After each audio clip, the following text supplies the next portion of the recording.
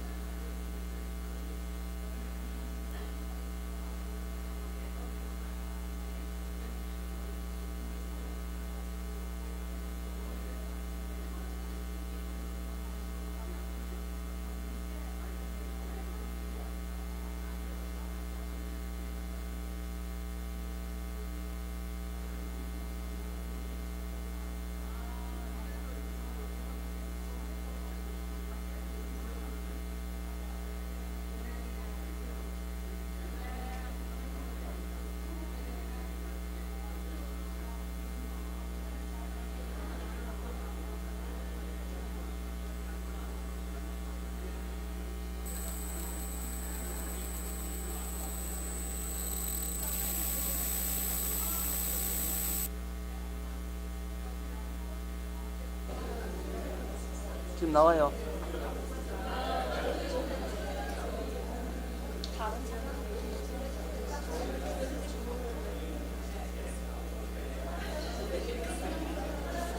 라이브 나와요.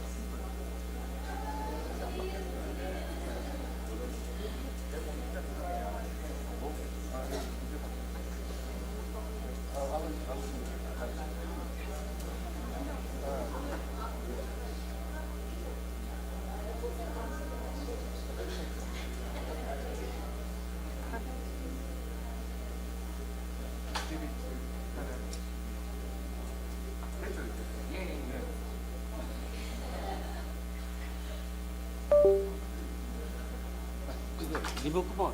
리본 쿠폰. 한번 더 흔들어요. 아직 여기서 그 화면 리본 쿠폰. 화면.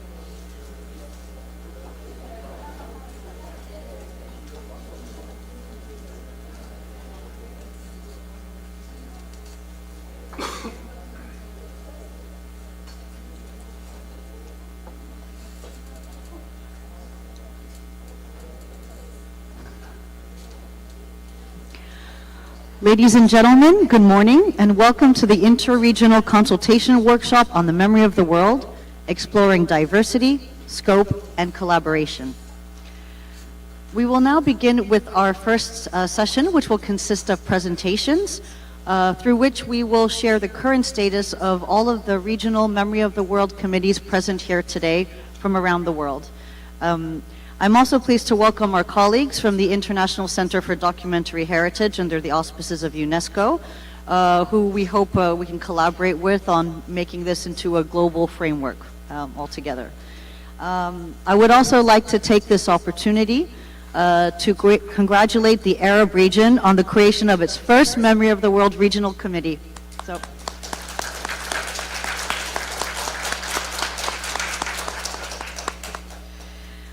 Since we have a very packed schedule, I won't take too long, and I will invite our MoCap chair, Dr. Kim Kui-bae, to share what we've been doing at MoCap.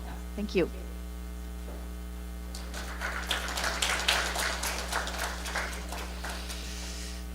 Thank you. Thank you, Lina. Very good morning. I'm the Kui-bae Kim, the chair of MoCap. So it is a very pleasant morning. So as introduced, I'd like to briefly introduce the MoCap's activities.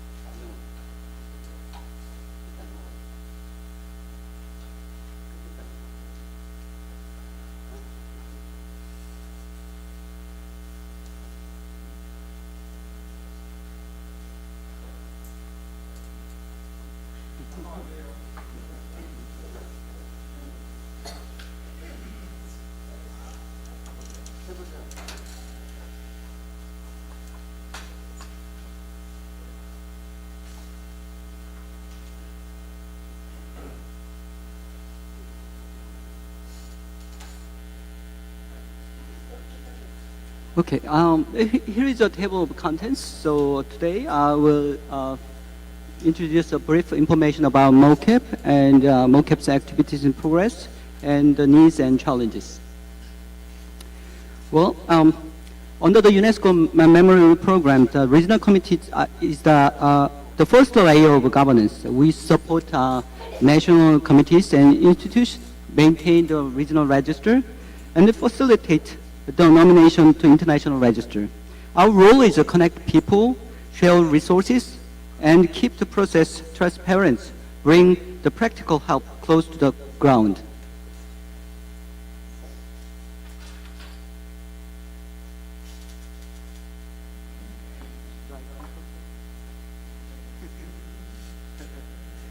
A bit.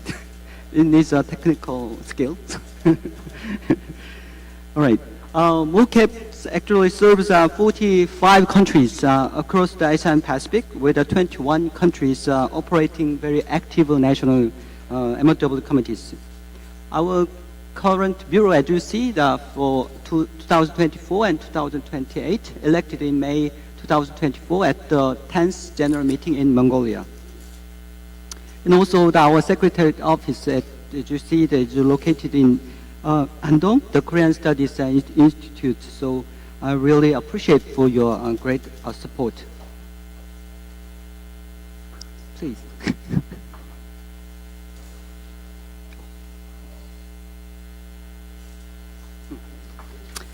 Actually, our regional register continued to grow. In 2024, actually, with 20 nominations from the 12 countries were successfully inscribed. Now, we have 83 inscriptions across the 27 countries.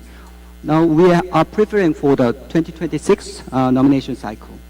This steady growth actually reflects the depth and the diversity of the documentary heritage in this our region, the ASEAN Pacific.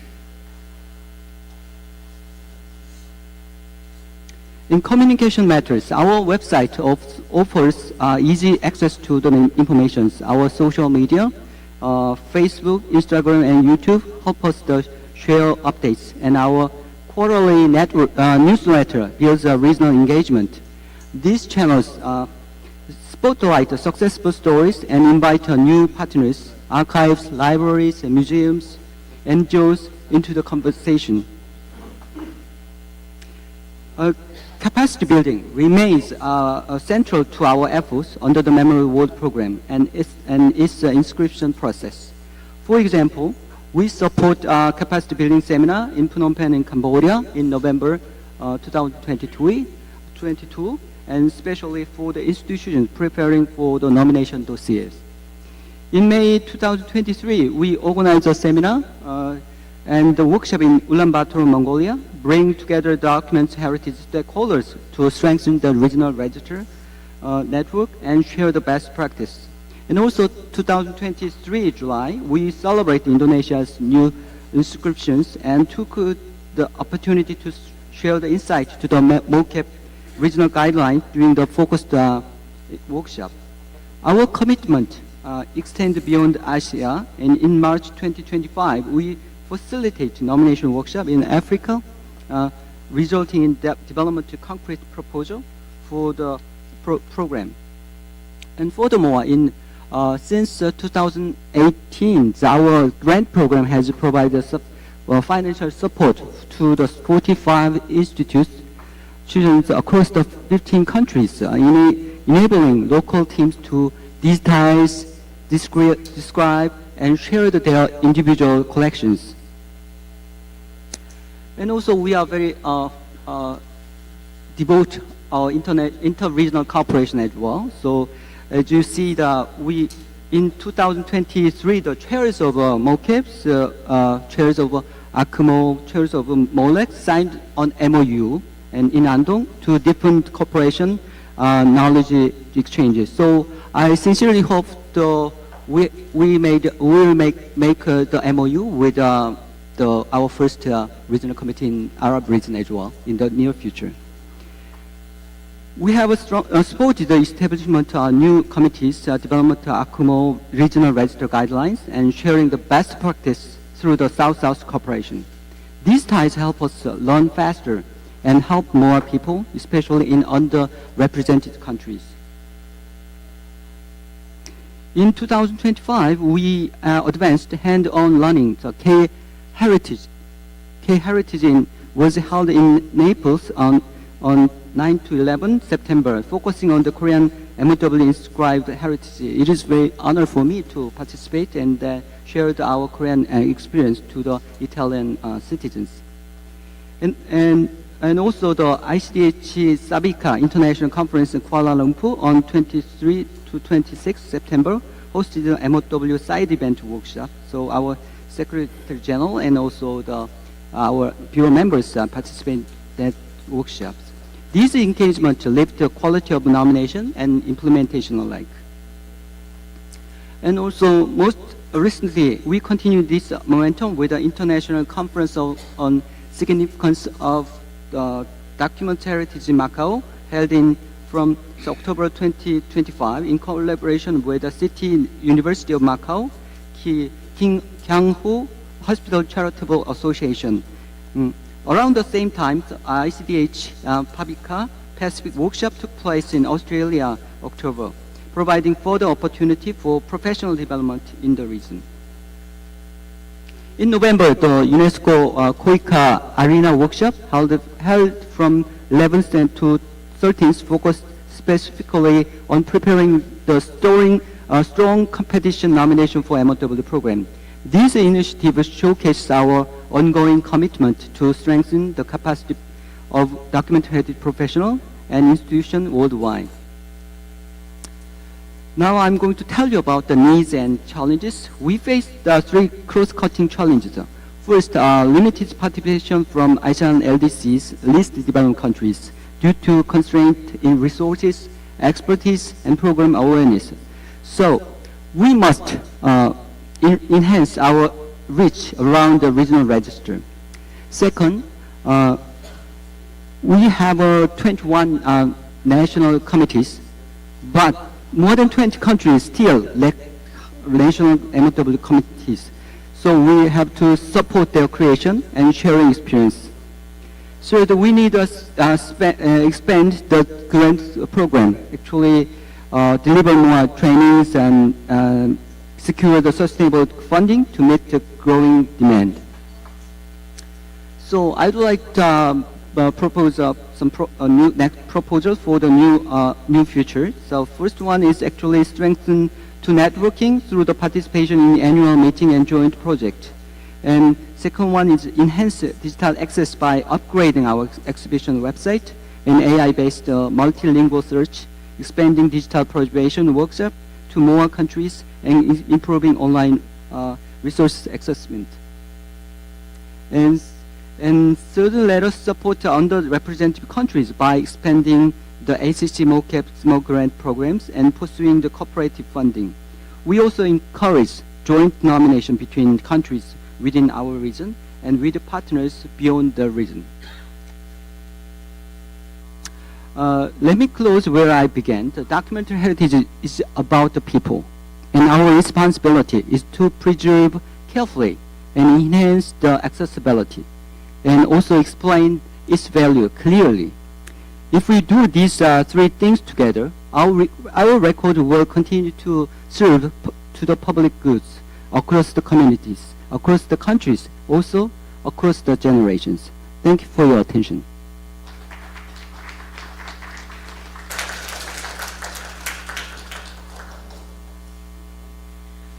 Thank you so much, Dr. Quibe, for sharing what we do in Asia Pacific, and we're very proud, but also know that there's a lot of work ahead. So it is also a great pleasure for me to invite our colleagues from Latin America and the Caribbean. We have with us Ms. Laura Sanchez Alvarado, President of the Memory of the World Committee for Latin America and the Caribbean, as well as Yolia Tortolero, who is our Senior Consultant for Memory of the World at UNESCO Montevideo office in Uruguay.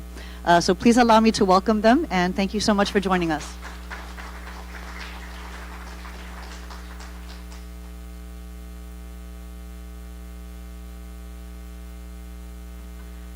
Good morning.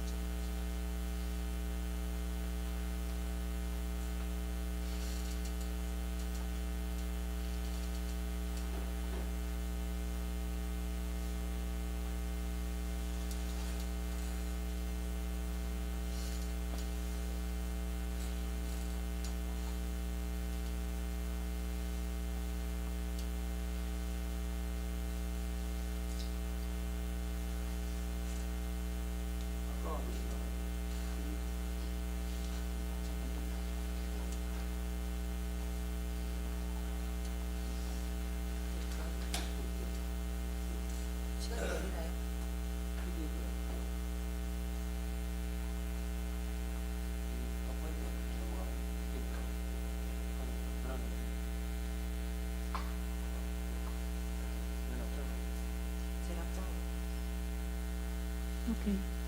Thank you.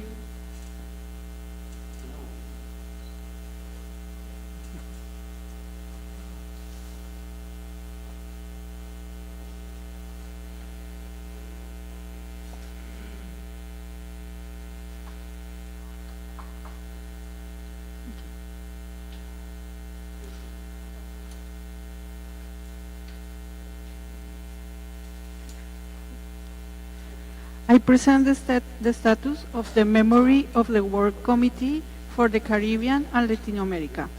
As today, in 2025, the year in which we celebrate our 25th anniversary, we have a registration, this number.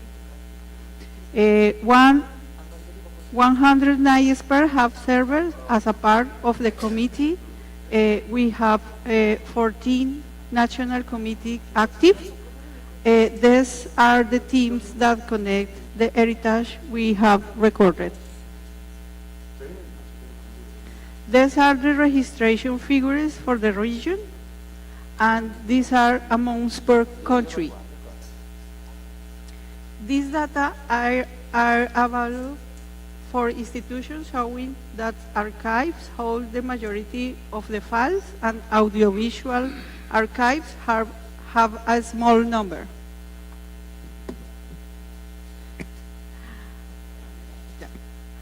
An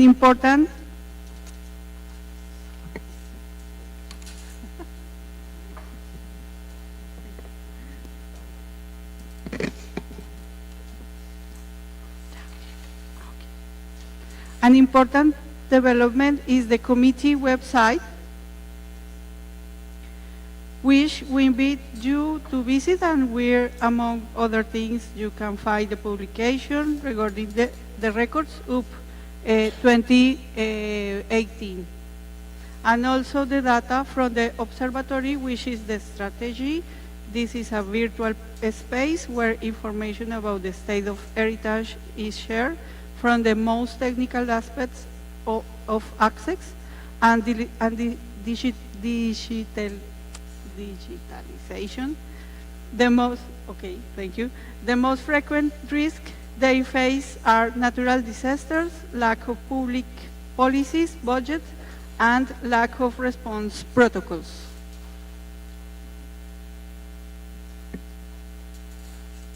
Thank you, Laura.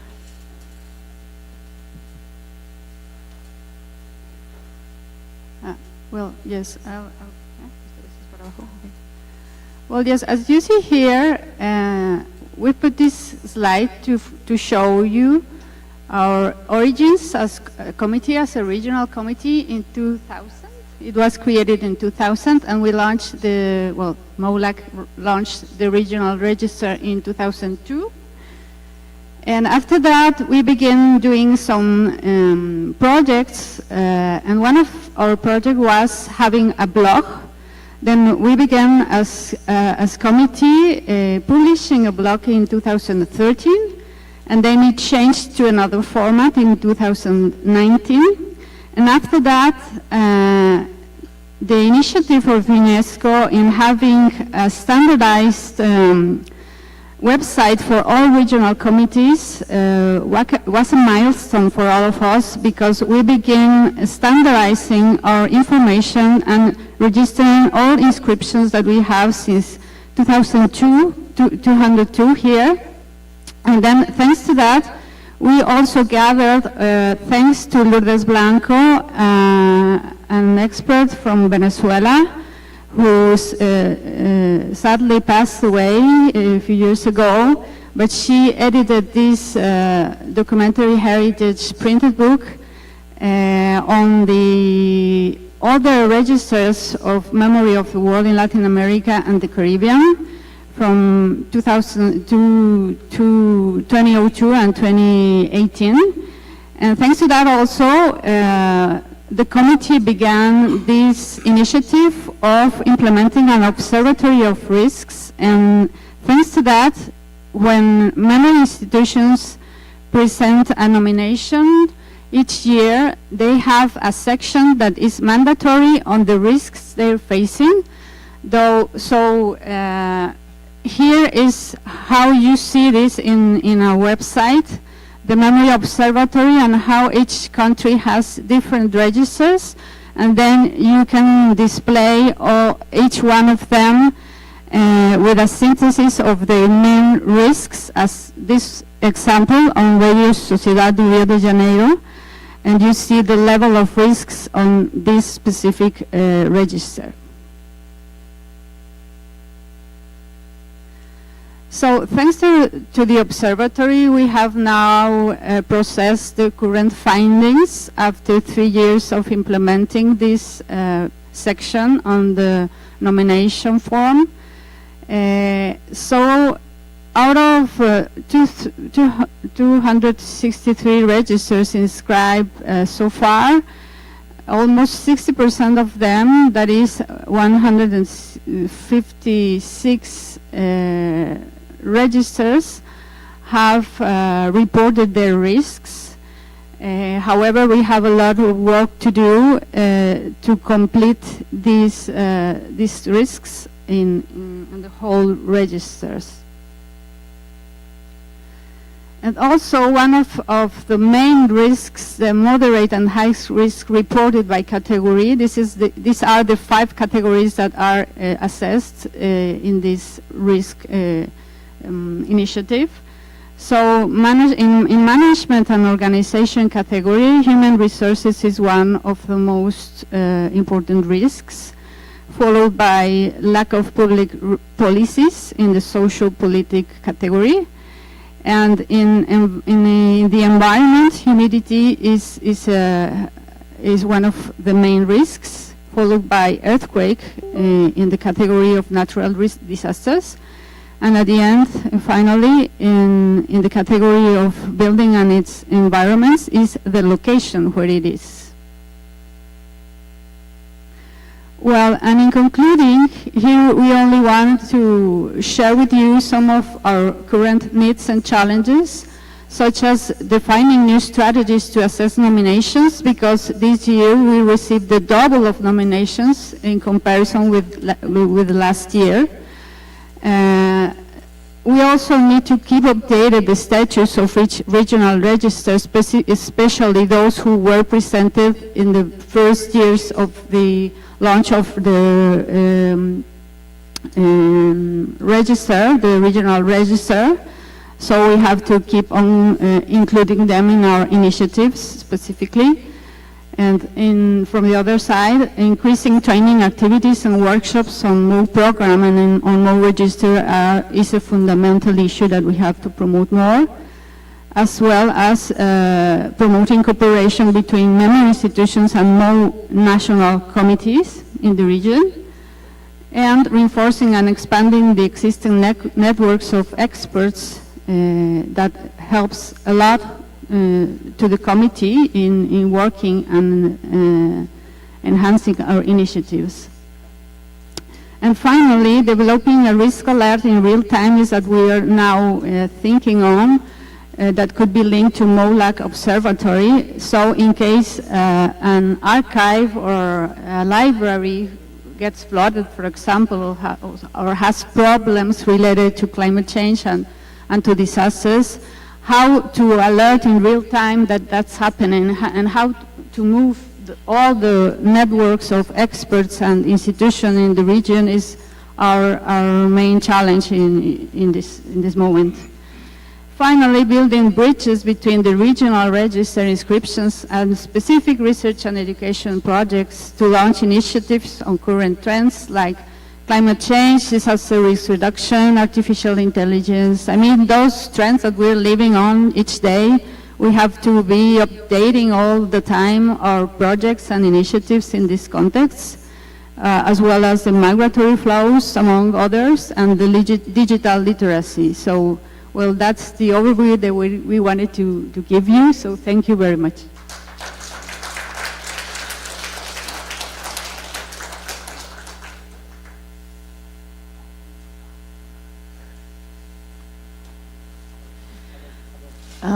Thank you so much, Laura and Julia, for your insightful presentation, where we can already see that we share challenges and ways that we can collaborate.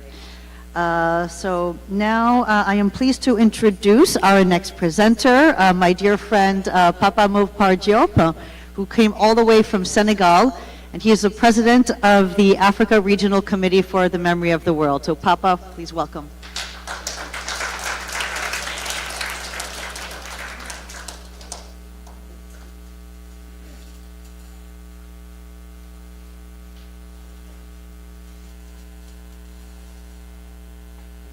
Thank you.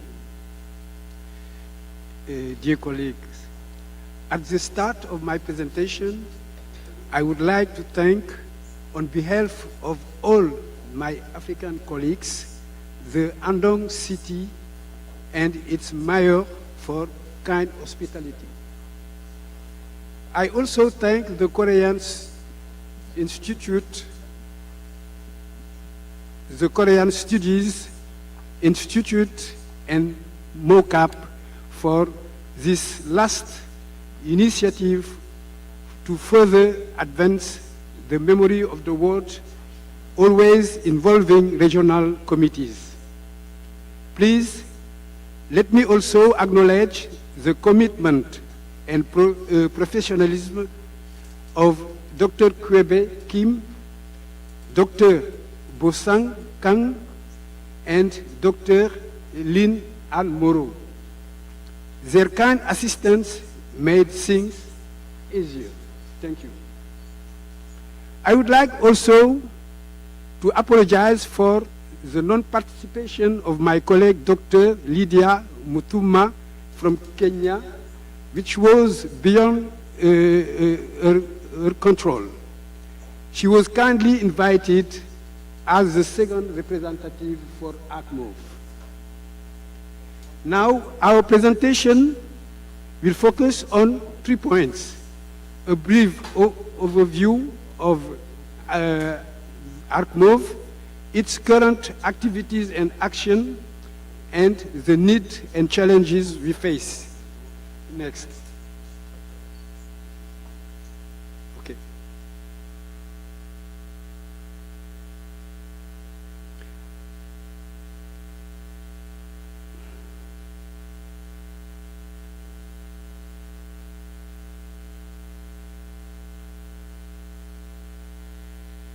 Oh, sorry. Oh.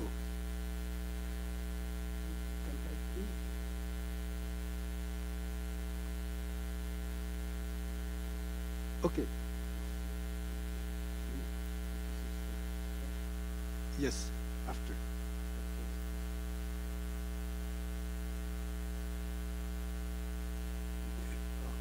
Here.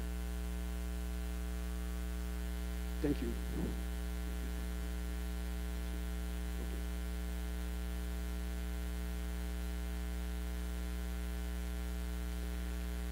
A brief information about ACMOV. ACMOV was created in 2007 in Pretoria, in South Africa, on the sidelines of the 8th session of the International Memory of the World Advisory Committee, and thus became the third regional committee after MoCap and MOLAC. Since 2021, inspired by its two predecessors, ACMOV had made remarkable progress. It is structured around a General Assembly and around 50 institutional members and 9 members of the executive committee, assisted by 2 advisors, 21 national committees, and a 5-member regional register subcommittee.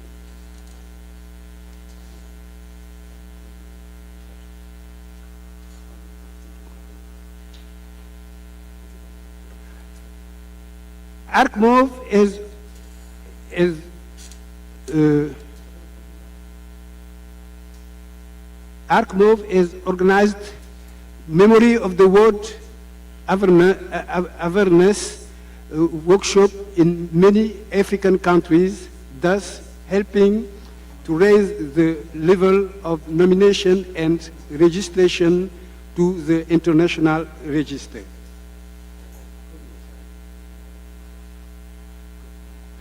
ACMOV has also compiled a list of all properties registered in the international register and recorded them in 2 richly illustrated books in 2021 and 2023. The first covers registration from 1997 to 217 and includes a page for African winner of Jigji Price, Savama in Mali, about the manuscript of Tombouctou. The second book, in collaboration with UNESCO Office of Nairobi, lists all the registration up to 2023. This means that only the latest registration from 2025 are not yet to be compiled. With its ACMOV, with its SURE is the subcommittee of education and research, working group for Africa. I coordinate myself. ACMOV produced this year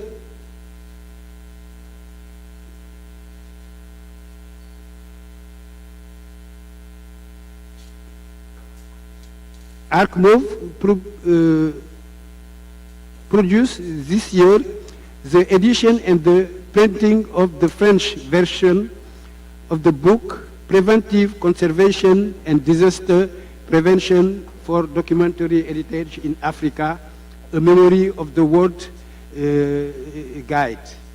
The English version is currently in preparation. It is translated now, and we have to edit it and to print it. Today, ACMOV has its website, acmov.org, managed in Accra, in Ghana, by Dr. Elena Asamoah Hassan, Secretary General of the ACMOV.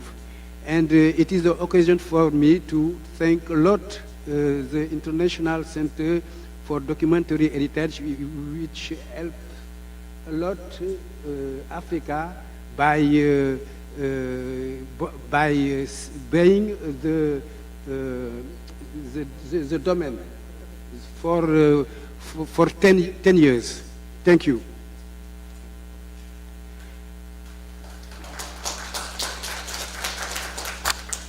Now, the second part is the current activities for ACMOV. Two major activities are underway.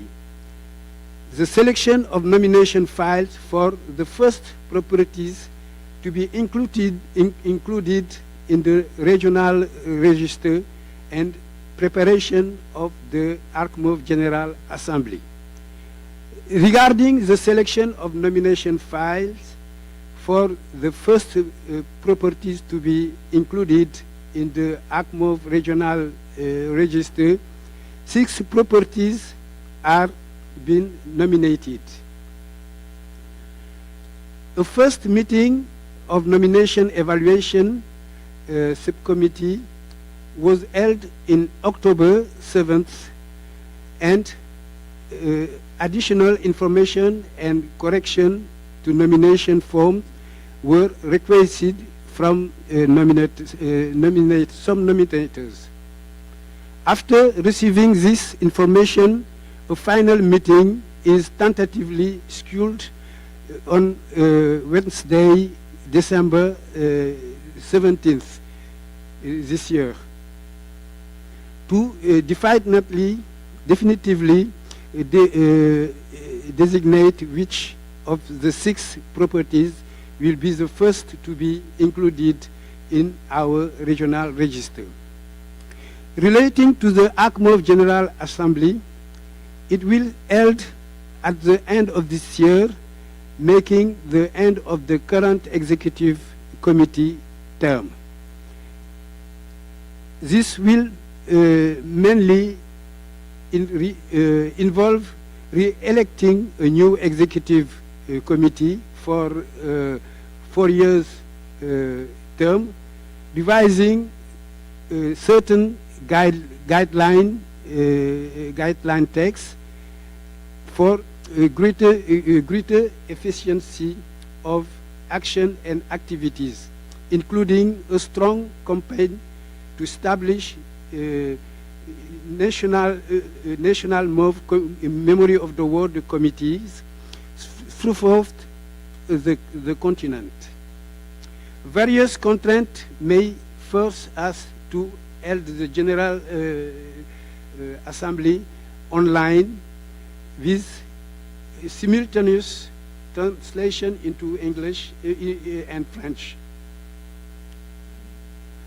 Due to the lack of financial resources, we will seek assistance from UNESCO and any other potential donors.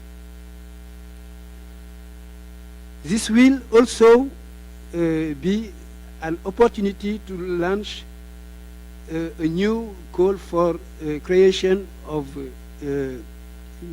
knowledge centers, as currently there is only one in the whole continent created created by the Virtual University of Ivory Coast. ARCMO is also a stakeholder in the project between the Subcommittee Education and Research and the International Comparative Literature Association, ICLA. Among other objectives, the project aims to highlight the synergy between documentary heritage and other forms of heritage, especially intangible cultural heritage. Ultimately, this could integrate the oral traditions and myths into the historical narrative with an emphasis, it is complicated for me, on intercultural memory.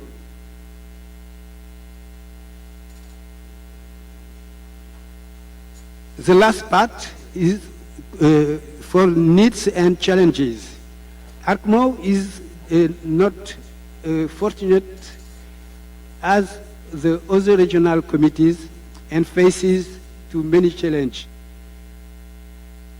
The major challenge facing ARCMO is the critical lack of financial research to fund its activities and actions. Indeed, we suffer from a general lack of political will among our member states regarding the preservation and accessibility of documentary heritage. There is also the problem of lack of champion countries in documentary heritage. Unlike the case, for example, MoCap, there are champion states. It is a great luck for MoCap, and also for MoLAC.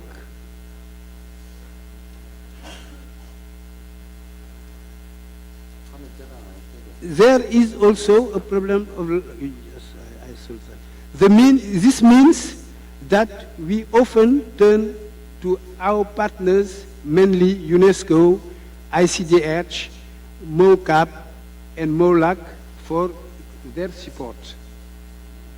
We take this opportunity to reiterate our gratitude to them. Another challenge is the plurality of working languages in our countries, including English, French, Portuguese, and Spanish. This makes our internal communication extremely difficult. Furthermore, ARCMO must address the challenge of fully networking the continent with national memory of the world committees. Indeed, of the 38 states constituting the UNESCO Group 5A. 5A, it is the group of UNESCO which concerns all the African countries after sub-Saharan countries, because the Northern Africa belongs to the Arab group.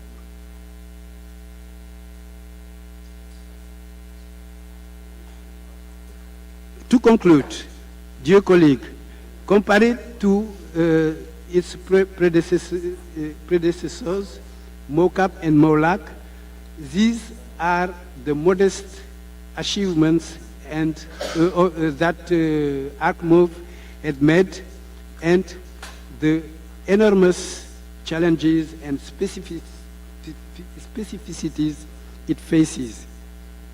We will be able to return to this topic and go into more details during the discussions and the response and question. Thank you for your kind attention.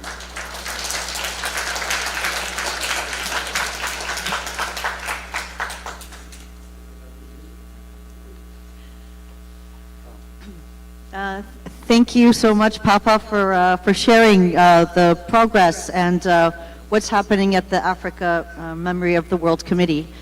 You're actually doing pretty well for the national committees. You have, by ratio, more than us in terms of national committees created versus number of countries. So I think we can congratulate you on that. Huh? So now, since we have 2 more presentations coming, we're going to take a short break of about 10 minutes. So everybody can have some coffee, and then we can all think about all the questions we're going to have and all the exchanges that we're going to make over the day. So thank you so much, and we'll see you back here in 10 minutes.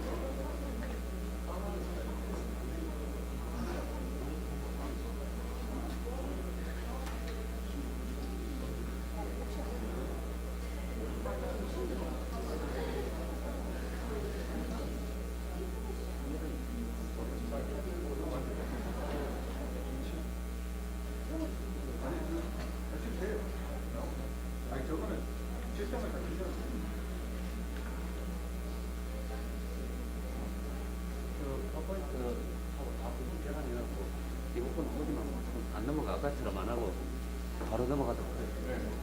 그 화면에 그게 안 돼?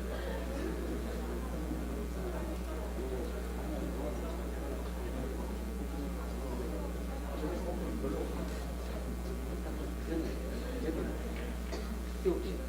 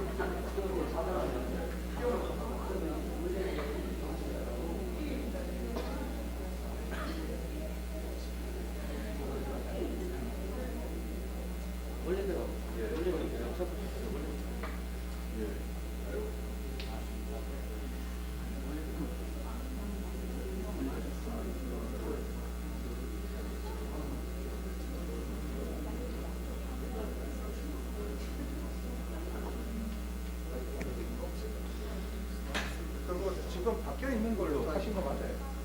다운받아 놓은 게 아니라 지금 구글 드라이브 새로 업데이트.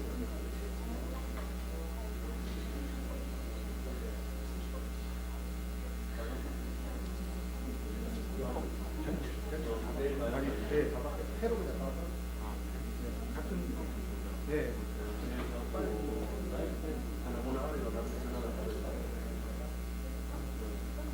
리난 투모입니다.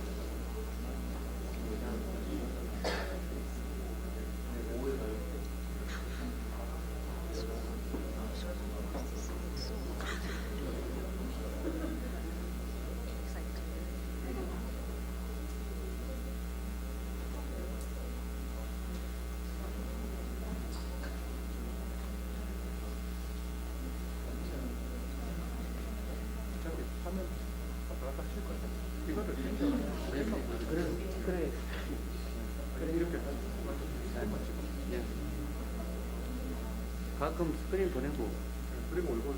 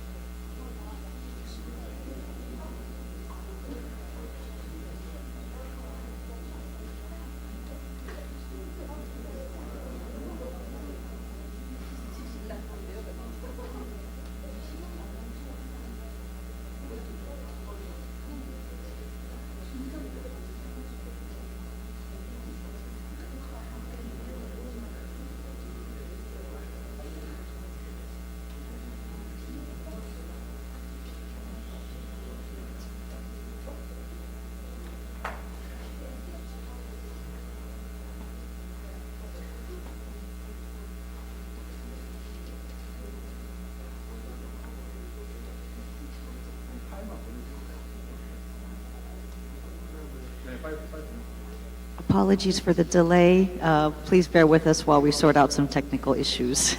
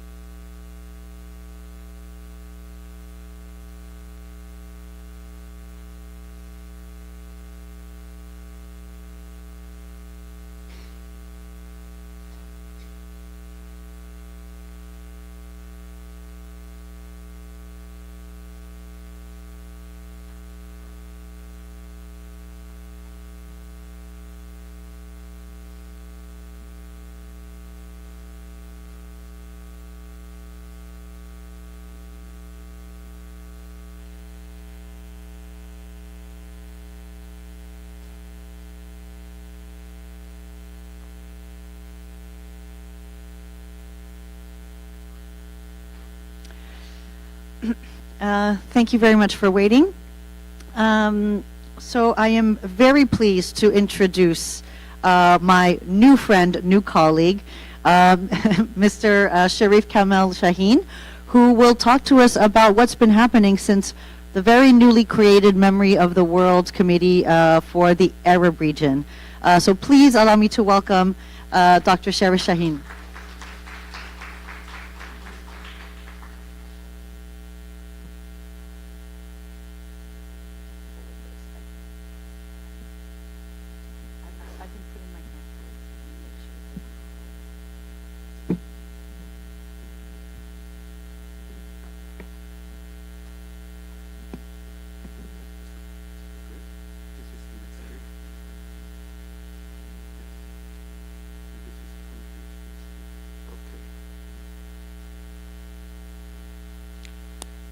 Good morning.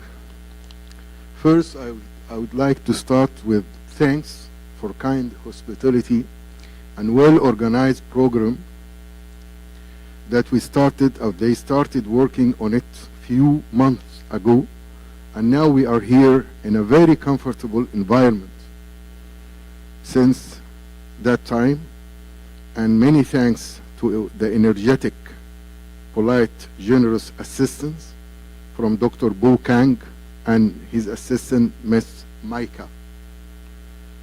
Dr. Lin, by the way, she witnessed all the formal procedures for the elections session to create this newborn MoCAR. MoCAR actually goes back. First of all, I would like you to scan this QR so that we can have in the future messages, communication, asking about any criteria or subject related to documentary heritage. This is my LinkedIn account, which I feel proud that I have this account. More than 15,000 friends from all over the world.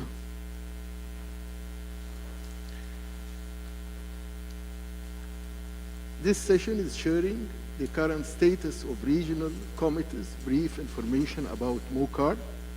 As you can see in this map, MoCAR covers all the green area from the Arab countries, which are located in both Asia and Africa. And while my friend is talking about the Memory of the World Committee for Africa, I was thinking why I have two chairs, one for the Arab region and then one for the Africa region, continent. But both are my friends and I respect them. MoCAR inaugurated in Doha, Qatar, in the 22nd of January 2025. And as I said, that Dr. Lin, he witnessed all the transactions, the procedures concerning the election of the new committee, regional committee for the Arab world. We have 3 points. I'm going to mention them fast. Activities done since January 2025, activities in progress, and finally, some suggested projects for future cooperation, and 2 of them for UNESCO. Since that date, in June and July, I traveled to Saudi Arabia in 3 cities, Riyadh and Jeddah and Al Ula, to give 3 workshops. The first one was about digital preservation. It was mainly concentrated in digitization of documentary heritage during the time 24th and 26th of June. I discovered that 90% of the attendants, they don't know that there are 3 international registers. It is not only one. The first, created 1972, just for the World Heritage. And they classified it in 2 categories, cultural and natural. But in 1992, also UNESCO created another international register, just for documentary heritage materials. This was 1992. And then we heard about Memory of the World. But in 2003, there is another international register, also owned, directed, supported by UNESCO, just for cultural intangible heritage. It's not clear for them. They don't know which register to go. They're always talking about the first one. And then I said, no, we are talking about the second one, which is concentrated on documentary heritage materials, 1992. That's why I created this concept map. We have cultural heritage, tangible, movable, immovable, and we have intangible cultural heritage, and we have the natural heritage since 1972, and the coming digital heritage, which will absorb and cover all sorts of cultural heritage and natural heritage in the digital environment. And this is what I'm really interested in. How you can integrate all these kinds of cultural heritage and natural in one place by having, say, a website, interactive website, that invests all these types of technology.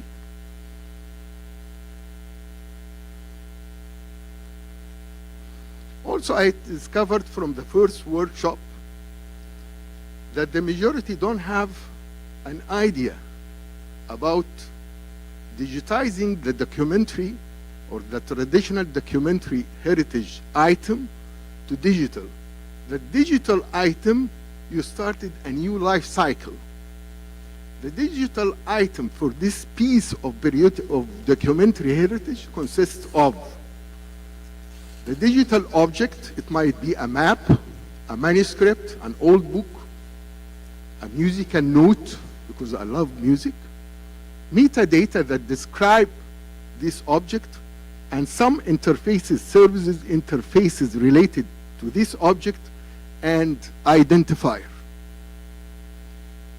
Regarding identifier, Mr. Jan Bo, my friend from UNESCO, I'm recommending that UNESCO support or accredit a unique identifier for each cultural item digitized, so that I can trust that this digital object is accredited, authorized by UNESCO. All of us using digital materials like journals, you can find a DOI, digital object identifier, for each article, for each piece of cultural object in the digital area. Also, the technology will transfer all these old inscriptions to a regular, a usable language that we can understand, we can use. Some recommendations from the first workshop. Digitizing photographs. They need a special workshop just for digitizing photographs. Another workshop just for manuscripts, old books before printing, and also archives. And other recommendations related to Saudi cultural memory. The second workshop, it was in July. It was in Jeddah, Saudi Arabia, 3 days. Each day we meet for 5 hours. That means 15 hours just talking about cataloging. In this workshop, we realized that there is a great difference between cataloging fields like Anglo-American cataloging rules and the fields needed in the nomination form. And that's why I recommend that UNESCO can simplify this nomination form for the register, for the international register for Memory of the World program, and relate it to the cataloging data or fields, which is known for all of us, like the name of the author, the title of the book, or any other parallel titles in other languages, publishing data, and whatever the field. Some of the recommendations we agreed on by this second workshop is we need to have a specific workshop just for cataloging manuscripts, cataloging photographs. We need a procedure guide in Arabic explaining internationally accepted metadata standards, because all of the people working in the memory institutions just know Dublin Core. Dublin Core, it's a standard for metadata, but it's not famous with the digitally heritage materials. And conduct a modern systematic survey of all aspects of dealing with documentary heritage in memory institutions. We mean by memory institutions as UNESCO identified libraries, museums, and archives in the Arab region. The third and the last workshop, it was in July. It was in a city I've never been there before, Al-Ola. And as you can realize, that all workshops are cooperation between UNESCO and Royal Commission for Al-Ola. It was about preservation.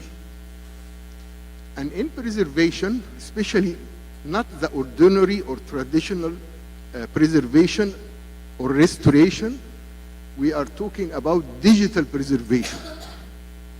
And I discovered that the majority of the attendants, they have no any background about what do you mean by digital preservation for a long time. You need a strategy, you need a policy, just to keep them alive, usable. When you give example about yourself, we have a floppy disk, we have CDs. They are not working today. Some of them are corrupted. Then there should be a policy, a national policy, national strategy, just to keep digital preservation working. The most serious threat to digital heritage, technological obsolescence, and the resulting loss of digital heritage. Also in this workshop, I gave them my experience and lots of memory institutions in Egypt about digitizing manuscripts. There is 2 styles: digitization by image mode, which is famous for the majority of people, and the second style, which is needed by researchers, but they don't know anything about, just very little information, little experience, which is digitization by textual mode. You are concentrating on providing the text readable, you can compare it, you can analyze it for the old documentary heritage. also, we traced all the efforts all over the world concerning the digital preservation, starting from 2003 by UNESCO Charter on the preservation of digital heritage, and then all the years after that, and we ended by UNESCO Persist.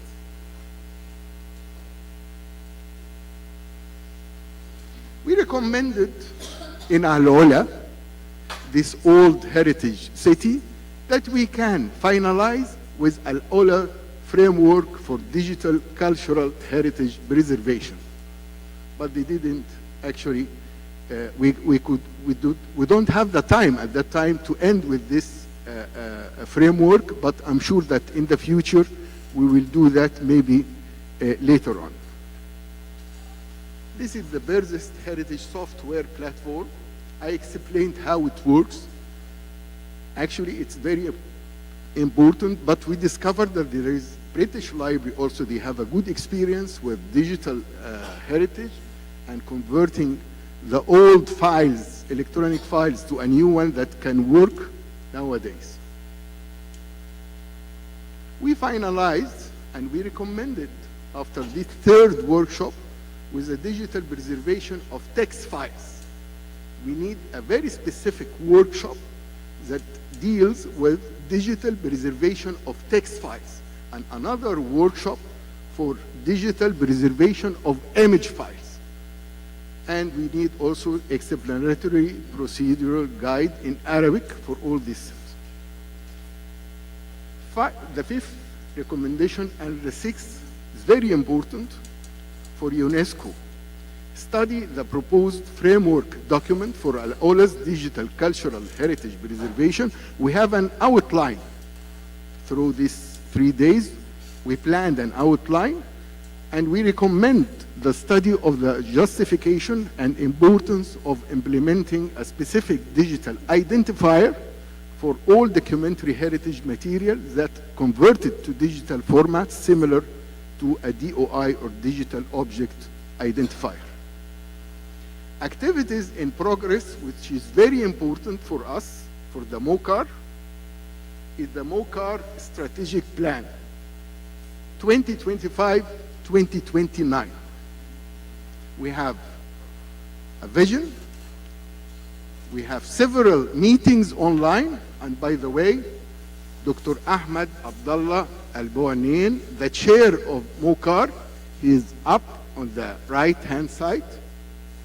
We couldn't meet physically, but we met several times online just to end with the strategic plan. We have a context and current situation in the Arab countries. It's very shared. And when I hear my colleagues talking, I found that we are similar in everything. Similar in all the situation, whether they are positive or negative, we are suffering from same points. We have a vision to make an Arab region a global model for preserving, documenting, and promoting documentary heritage by activating the Memory of the World program and enhancing Arab presence in the international forums concerned with human memory. We have some values like transparency, professionalism, cultural diversity, regional solidarity, sustainability, independence, and knowledge sharing. Strategic objectives are 8. Increasing participation of Arab countries in the Memory of the World International Register, which is less than 5%. Second objective, establish a national memory of the World Committee in every Arab country. The majority of Arab countries lack a national committee for memory of the world.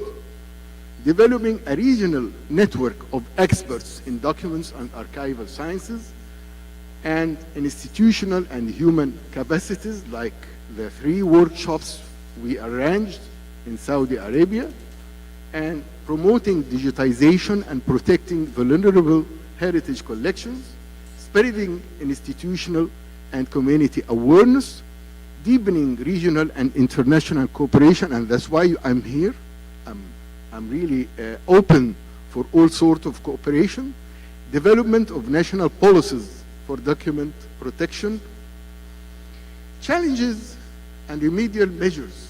We have lack of national institutional coordination, even in each or separate country, weak community and institutional awareness, security challenges, conflicts and natural disasters, lack of skills and expertise.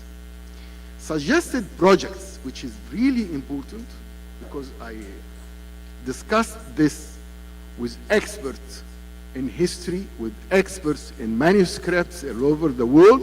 I was in United Arab Emirates attending the second international conference about calligraphy and illumination, and they all agreed about this project, digitally documenting Asia, Arab world travelers through history.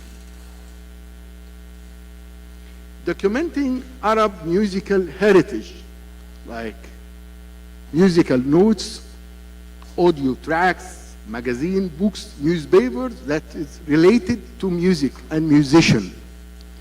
UNESCO's DOI, or Digital Object Identifier, for Memory of the World Register historical digitized documentary heritage items. And finally, online digital repository based on Memory of the World UNESCO International Register nomination form as metadata. Thank you very much. I wrote it in Korean by Google. I don't know whether it's right or not. You can judge that. Thank you very much. Thank you.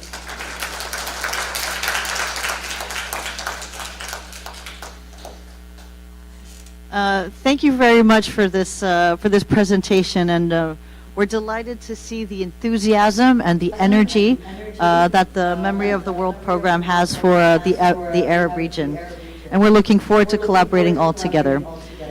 So now that we've gone from Asia and the Pacific to Latin America and the Caribbean to Africa to the Arab region, we've officially gone around the world. So this is a great time to go global now. So I'm very pleased to introduce our next speaker, Mr. Jan Bos, who joins us from the International Advisory Committee, which is the global level of the International Memory of the World Register. So Jan, welcome, and we're delighted to have you.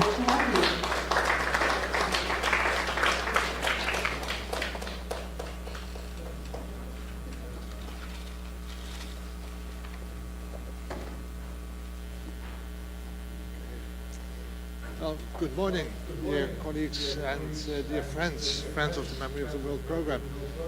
Let me first express my sincere gratitude to the city of Andong, to the Korean National Commission for UNESCO, and to MoCap for having this very inspirational workshop today here in Andong.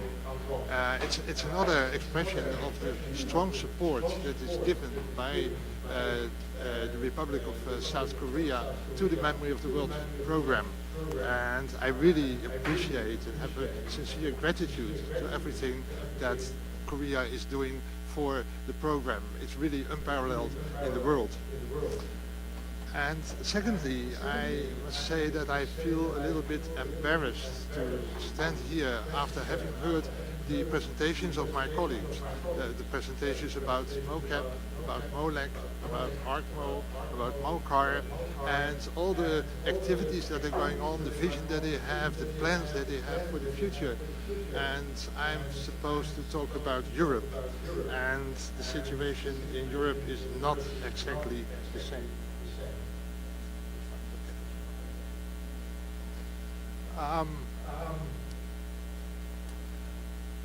What do we? Sorry.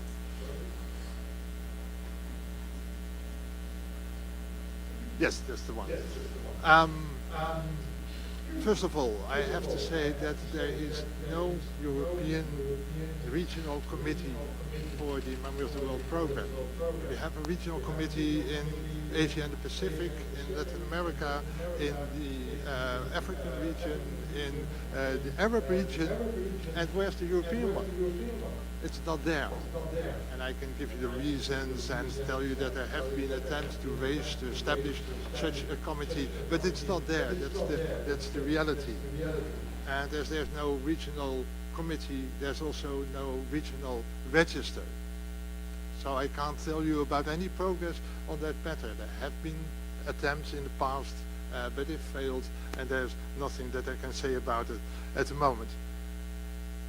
Either there are no knowledge centers. There are 9 knowledge centers around the world, but none of them is in Europe, which of course doesn't mean that there is no interest and no academic attention for the Memory of the Program, the Memory of the World Program, and for documentary heritage in general, but there's no knowledge center so far. And there is only limited regional cooperation. I mean regional in the sense of countries in Europe among each other. So there is some cooperation on a level for joint nominations, for instance, but there is not such a thing as a regular consultation, a regular meeting of European countries when it comes to the memory of the world. So the situation is not very pleasant in that respect. On the other hand, let me say that there are 30 national committees, and some of them are very active, some of them are dormant, to say it frankly. You might also say they're in a state of a coma, but let's say they're dormant. But the active ones are really very active and doing a lot of things.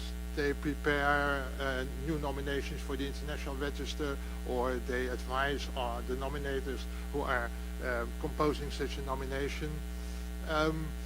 They are keeping a national register. There are quite a lot of national registers, for instance, in the UK, in Germany, in the Netherlands, in Poland, and so on. They make publications, they make exhibitions, both online exhibitions and on-site exhibitions, and they try to raise awareness among the governments and the general public. And that's not so easy as you may think. In general, the situation when it comes to the preservation and digitization and giving access to documentary heritage in Europe is not bad. Most countries have archival laws. Most countries have a legal deposit. Most countries have a national library, national archives, museums with preservation conditions that are up to the international standards. However, it's taken for granted by most of the governments, and especially when it comes to the preservation of digital documents, digital heritage. I think there's still a lot that needs to be done when it comes to awareness raising, how precious this material is and how vulnerable it is, because it can be lost within 10 years with a new version of Microsoft or any other program. And the same goes for the general public, that also takes for granted that all the material is there and is available, and they don't realize that it takes a lot of effort to keep the situation that way and even improve it. Something else about Europe. There's an overrepresentation, it has been said quite often, of European documentary heritage on the international register. And I really think that something should be done about that. It means there must be more nominations, more submissions from the other parts of the world. It's not true that there is no documentary heritage of international significance in the Arab region or in Africa or wherever. There is as much as there is in Europe, and it's as important and as significant. So it should be added to the international register and get the recognition that goes with that. And there's also a dominance of what I call European thinking, you might call it Western thinking, in the Memory of the World program. It has been raised, it has been established by UNESCO, and UNESCO, although it's of course an international organization, still works very much on the concepts, the way of thinking that is predominant in the Western world. So it means that concepts like document, like heritage, like authenticity, like significance are expressed in a Western way. And of course you can translate these words into Arab or into English or into French or Arab or Swahili or whatever language. But the perception is not always the same. The translation is not the same as really making clear what the perception is of such a concept. And the same goes about procedures. These are Western procedures for the assessment of nominations, for the way the guidelines are being presented, the nomination process, and so on and so forth. It's something to think about, and something that is not easy to solve, of course, and workshops are helpful for that, and having conferences like this are helpful to do that.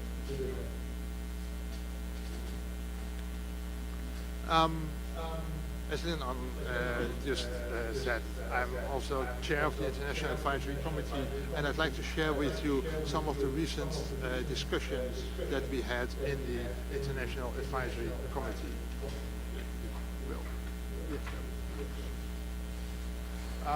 First, a little bit about the task and scope of the International Advisory Committee. It consists of 14 members, experts on documentary heritage, and they come from all around the globe. There's an equal representation of the regions, of the different disciplines, or the archival world, library world, museums, audiovisual archives, etc.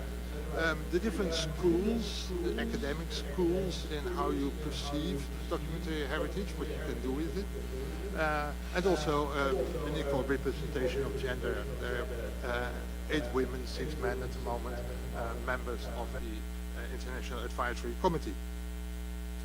What do? We advise UNESCO on request, but also on our own initiative, on all Memory of the World affairs via the Memory of the World Secretariat. That's how we work. We decide, and that's the most visible part, on the inscription of nominations for the International Register.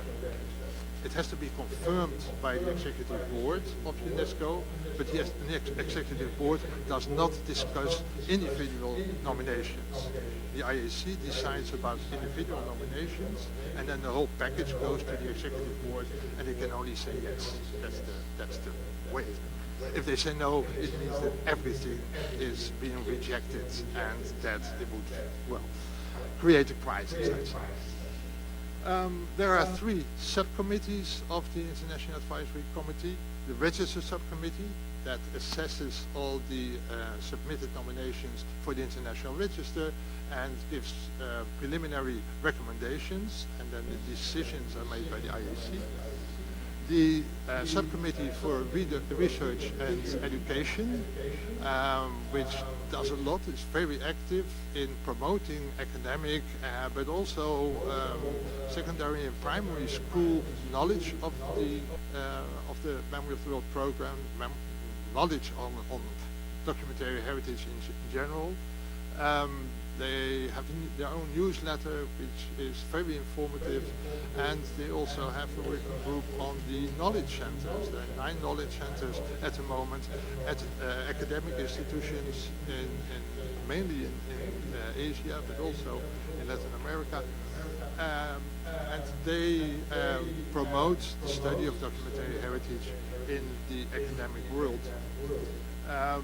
And finally, there's the Preservation Subcommittee, which at the moment is very busy with the preservation of digital documentary heritage, which is even more precious than the traditional documentary heritage.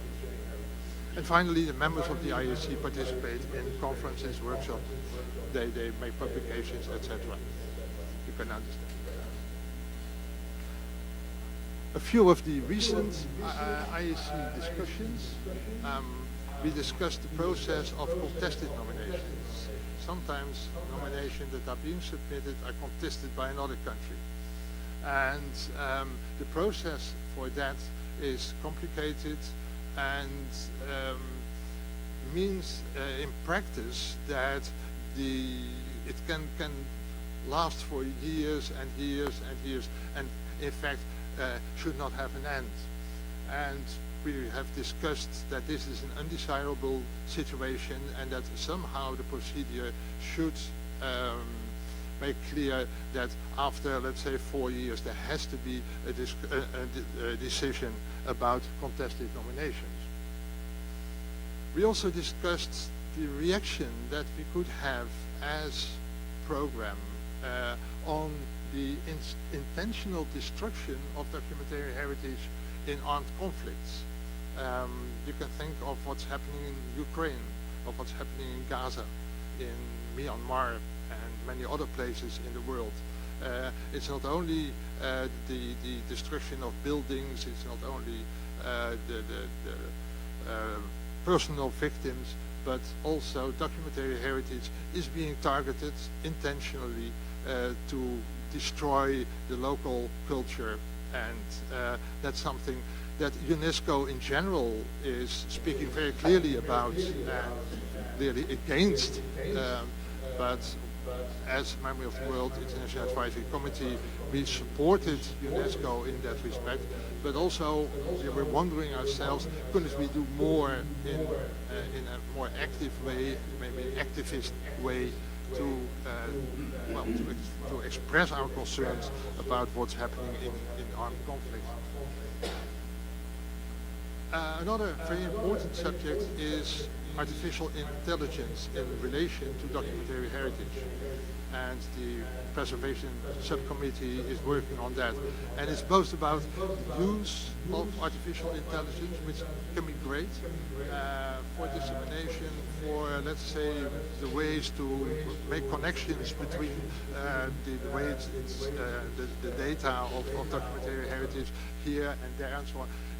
AI can do a lot in that respect, but at the same time, and you all know that, there are risks. Risk of fake documents, risk of faking events, and all kinds of ways to create unrest by using documents. And that's something that we should take into consideration as well. Rest by using documents. And finally, that's something about the motion of cooperation, both within the program, rest by using ICDH, the way we are here together today, and outside the program with large international. Finally, that's something about the motion of cooperation, both within the program, rest by ICLA, we just here signed an agreement of cooperation, and outside the IAC and ICLA, large finally, that's Comparative Literature Association, and our intentions, our plans for the future, both from Memory of the World Program and ICLA, are parallel into a great respect. And there are other regional and national organizations, of course. And finally, I'd like to share with you some recommendations from the International Conference on the Future of the Memory of the World Program that we had just 2 months ago in Seoul on the initiative of the Korean National Commission for UNESCO and the Korean Ministry of Foreign Affairs. It was a very important initiative, and they invited a lot of experts from the Memory of the World community to discuss the future of the program. There's an outcome document that has been finalized just last week, and I'm happy to share it with participants of this conference because I think it's important. But I'd like to highlight a few of the outcomes at this moment. The first one is that the program should try to increase global inclusivity. That means underrepresented regions, underrepresented on the international register, but also underrepresented in the academic attention and so many other aspects. Inclusivity of minority groups, of women, of popular culture. Quite often nominations for the international register, but also for national and regional registers about high culture with a capital C. But there's so much popular culture that is unique or significant in its own way and deserves recognition for that fact. So also popular culture. And the same goes for indigenous languages. Not only the official languages, documents in official languages are important, but also documents in indigenous languages. And we have to think about oral traditions, and I know, Papa, that you're a great advocate in that respect. And it's another example of the European way of thinking about documents. And you can think about it in an oral way, where you take into consideration how traditions are brought from one generation to the other in Africa, but also in many other parts of the world. So that's something that should be studied in the future. We should emphasize the alignment with the UN Sustainable Development Goals. UNESCO is a UN organization, so the Sustainable Development Goals are really important, and some of them directly relate to what we are doing in Memory of the World. Expand cooperation with other UNESCO programs, foster South-South cooperation, and there are good examples of that already. Broaden the partnerships with civil society, NGOs, private sector, international academic associations, and so on. That's clear, I think. And also promote the community-centered curation. Quite often, local communities know very well what the best way is of preserving documents. They have this tradition, they have this expertise of centuries. The documents are still there. So quite often they know more about that than the so-called experts with their modern techniques. And we should include communities when it comes to curation. Also when it comes to identifying what is exactly being preserved. Identifying what is in the documents or on the documents. We discussed it. If you have a photograph and you don't know what it shows, it has no meaning. It makes no sense. Quite often people from a community, they do know what it is about, when the picture was taken, who are the persons that are on it, etc. Use the community, include them in the curation and the giving data to the metadata to the documents. And finally, explore new approaches for dialogue concerning contested nominations. I already spoke about the contested nominations, and I think I'd like to emphasize the word dialogue. Dialogue is so important. That's what we're doing here today, but it also should be the first step when there is a nomination about documents that relate to another country and that not always are positive about that country. Go into a dialogue, try to discuss with each other, try to include the perspectives from the various countries. So these are the things that have been highlighted from the discussions in Seoul in September. As I said, it was a very important conference. As I think that this is a very important meeting, and I'd like to thank you for your attention.